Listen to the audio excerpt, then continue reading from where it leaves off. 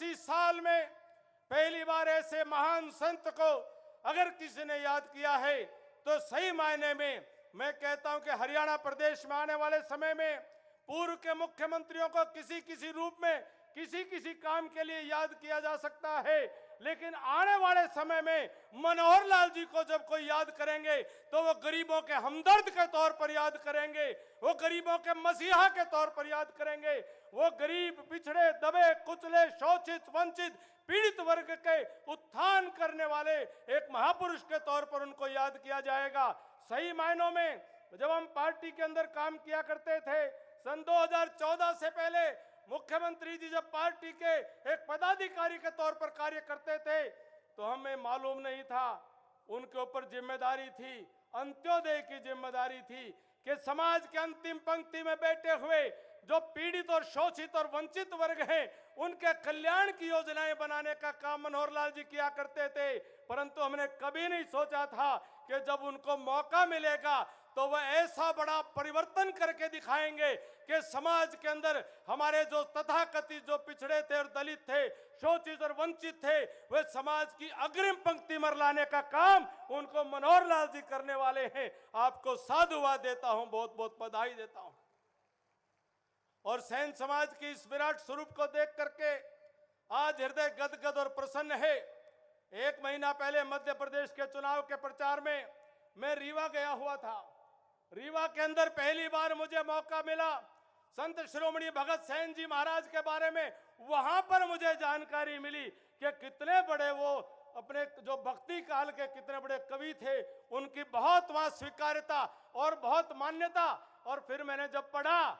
कि पंजाब में जन्म लेकर के, तरन तारण में जन्म लेकर के आज से 650-700 साल पहले मध्य प्रदेश के रीवा के इलाके के अंदर भी उन्होंने अपनी कर्म भूमि बना करके संत रामानंद जी और संत कबीर जी के उनके शिष्य के रूप में उनके समकक्ष साथ काम करते हुए भक्ति काल में बहुत बड़ा यश कमाने का काम किया, बहुत नाम कमाने का काम किया। मैं आज उनको अपनी श्रद्धांजलि, अपने श्रद्धा सुमन को स्मरण करते हुए एक और बात कहना चाहूंगा कि जब गुरु गोविंद सिंह जी ने अपने पंच प्यारों को चुना था, उन पंच प्यारों में से जब भाई साहब सिंह ऐसे सैन समाज के बेटे थे जिन्होंने अपना शीश गुरु गोविंद सिंह के चरणों में रख देने का काम किया था, तब गुरु गोविंद सिंह ने कहा था, गुरु गोविंद सिंह जी ने उस वक्त कहा था कि चिड़ियों से मैं बाज लड़ाऊं, चिड़ियों से मैं बाज लड़ाऊं, 1.25 लाख से 1 लड़ाऊं। 1.25 लाख के बराबर भाई साहब सिंह जी को उन्होंने उस वक्त सम्मान देने का काम किया था। ये सैन समाज, ये हमारे हरियाणा प्रदेश ही नहीं बल्कि हिंदुस्तान के अंदर जन्म से लेकर के हमारे 16 संस्कार, कोई संस्कार पूर्ण नहीं हो सकते। जन्म के मुंडन से लेकर के और मृत्यु के बाद तक के संस्कार आपका जब तक भागीदारी नहीं होगी वह समाज के संस्कार पूर्ण नहीं हो सकते। और कितनी श्रद्धा, कितना विश्वास समाज के अंदर है। सनातन काल से लेकर आज तक समाज का कोई भी वर्ग कितना भरोसा, कितना विश्वास करता है कि अगर आप में से आकर के, परिवार में आकर के कोई कह दे कि मैं बेटी के नाम का 1 रुपया ले आया, बेटी के नाम का रुपया दे आया, तो फिर परिवार उसको सिर झुका करके स्वीकार करता है। यह भरोसा है, यह विश्वास है, यह विश्वास आपने अर्जन किया। और इसी परंपरा के अंदर अगर सही मायनों में इतिहास का लेखना हो जाए, मैं निवेदन करूंगा सुरेश सेन जी और यशपाल जी और सभी महापुरुषों से कि इतिहास का सही तरीके से अध्ययन और शोध हो जाए। मैंने कहीं पढ़ा था कि जो पहले सृष्टि के अंदर जो पहले आयुर्वेद के प्रणेता थे, चाहे ऋषि धन्वंतरी थे, शल्य चिकित्सा के ऋषि सुश्रुत थे, चाहे चरक संहिता लिखने वाले वह ऋषि चरक थे, उन सभी की भी कहीं न कहीं वो सैन समाज की उत्पत्ति वहां से चली आ रही है, उन ऋषियों से चली आ रही है। और इस हिंदुस्तान की राजनीति में जो पहला लोकनायक, जो सही मायनों में गरीबों का मसीहा बन करके और तत्कालीन इंदिरा गांधी के सामने जिन्होंने उनका लोहा लेने का काम किया, उनसे टकराने का काम किया और देश की राजनीति से परिवारवाद को, तानाशाही को जिन्होंने चुनौती देने का काम किया, वो बिहार के पूर्व मुख्यमंत्री लोकनायक हमारे कर्पूरी ठाकुर जी में से महापुरुष ने यह काम किया। आपका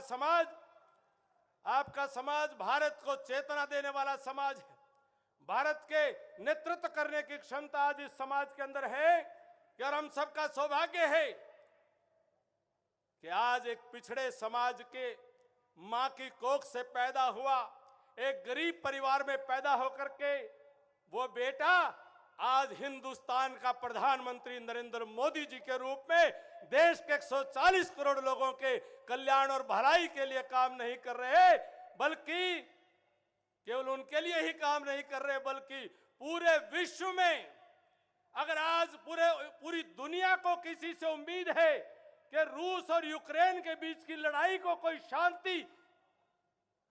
प्रदान करने की, शांति का किसी प्रकार से दूत बनने की, किसी को भूमिका निभाने की आज उम्मीद किसी से की जा रही है, और वहीं आज इजराइल और फलस्तीन के युद्ध के बीच में भी अगर आज कोई भूमिका निभाने की अपेक्षा किसी से की जा रही है तो वो हिंदुस्तान के पिछड़े परिवार में जन्म लेने वाले नरेंद्र मोदी जी से पूरी दुनिया उम्मीद कर रही है। मैं आज इस अवसर पर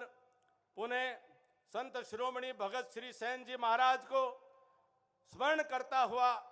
आप सभी को उनकी जन्म जयंती की बधाई देता हुआ और आज पूरे हरियाणा सरकार के इस आयोजन के लिए माननीय मुख्यमंत्री जी का कोटि कोटि साधुवाद और अभिनंदन करता हुआ